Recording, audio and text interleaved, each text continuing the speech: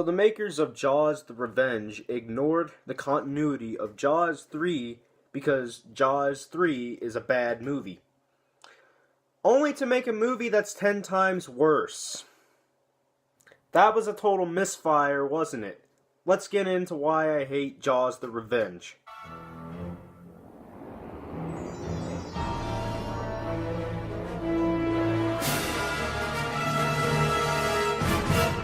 See, right there is problem number one. We're supposed to be looking at this shot from the shark's point of view, so why are we seeing on top of the water? Like, what is the shark swimming with the whole top half of his body sticking out of the water? Sharks can't fucking do that. What is that? That completely defies logic. That doesn't make any sense at all. What? What the fuck? So it starts out with Lorraine Gary's character from the first two Jaws movies, Roy Scheider's husband, Chief Brody's husband. She's not really Roy Scheider's husband, but it starts out with her and Sean from 1 and 2 as well. There's a lot of returning characters. They're not the same cast members, but they're returning characters, and she's, I guess, all upset about Chief Brody's death, and Sean is a cop for whatever reason, I guess, to fill in for Chief Brody. Doesn't make a whole lot of sense.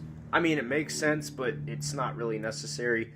But Sean Brody has to go out into this wherever, or this log, or whatever the hell it is, and then the shark eats him. And the funniest part about it is, the cinematography is just awful. But it shows blood in the water before the shark even bites him.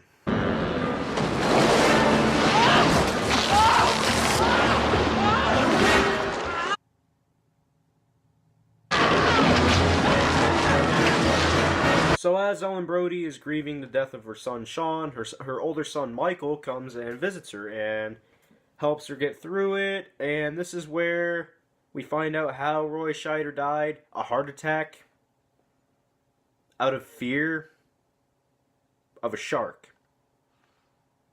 You know, the man who has already killed 2 sharks somehow died because he was scared of another shark.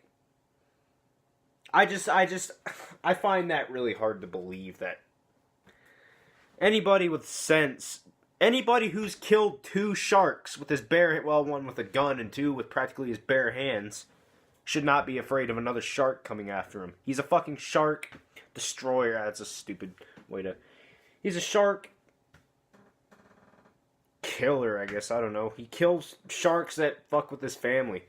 But, so we get a scene somewhere down the line where Michael and his wife are walking on the beach, and then Michael just stops his sentence mid-sentence and takes off like a gazelle. And I was oddly amused by that scene. Then nothing happens until Ellen wants to get away from Amity Island.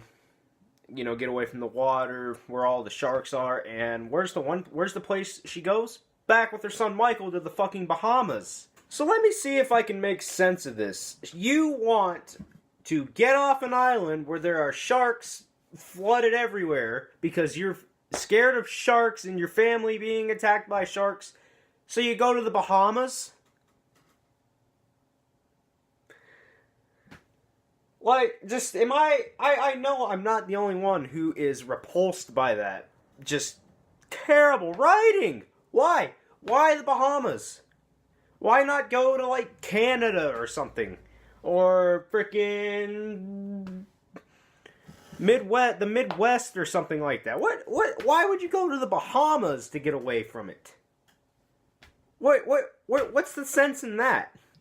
So basically, past this point, nothing else really happens until we get to where we finally see the shark.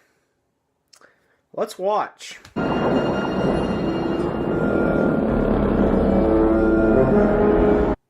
That's all? That's all we get. What was that? There was no build up to that at all. It was just, oh, we get a close up of the shark. Like, what? I'm at loss for words of how shocked I am because of how horrible this is. Just for a little bit more in depth, in this very scene, the shark is following the family to the freaking Bahamas. From Amity Island in New York, all the way to the Bahamas. Why? Why? Here's what I would have done to make this a better movie. Get rid of all this Halloween 5 shit and just make it about a shark terrorizing them at the Bahamas or something. It doesn't even have to go with the original Jaws continuity. It could have just it could have been a standalone Jaws movie or a shark. Didn't even need to be called a Jaws movie. It could have just been a standalone shark movie. But no, they had to put the Jaws title on it to get people in the theaters to watch this bullshit. And they had to give it a really shitty story.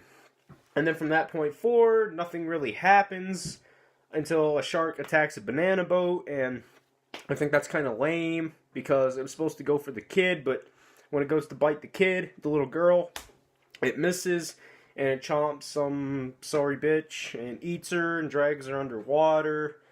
This and that and the other. So, I guess that makes Ellen upset, so she takes the boat out to go confront the shark. You know, like, she didn't bring any kind of, like, guns or harpoons or anything like that. No, she just went out there with the boat. Like, what are you gonna do when the boat, or when the shark attacks the boat? Like, what are you gonna do? Just let the shark eat you? Like, it just doesn't make any sense. So, Michael and his buddy there fly out there with, Michael Caine and his plane for... Oh, let's go back a little bit. They were planning to go out there with the giant man-eating shark in a little motorboat. Until they ran into Michael Caine's character, who was also in a boat, and they thought, okay, let's go back here and get in my plane and we'll fly out there and just somehow already know where she's at. So they land the plane, and then they dive in the water with the shark swimming around like idiots, and then the shark attacks Michael Caine, and somehow Michael Caine is still alive, and his shirt is drier than a bone. How? How is his shirt dry? Like, here's my thing. From what I've read, that scene...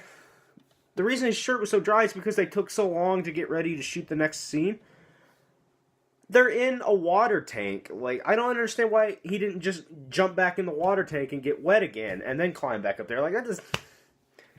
It's just so much defiance of logic in this movie. It's almost unwatchably bad. But there's one thing that makes it almost unwatchably bad is the ending. Let's watch.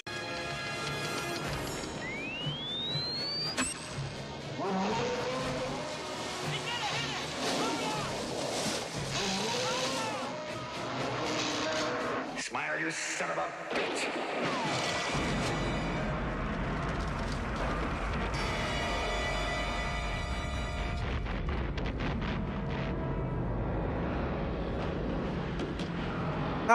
How did Ellen even have flashbacks to stuff she didn't even witness? Like when Roy Scheider shot the tank in the shark's mouth and blew him up in the first Jaws.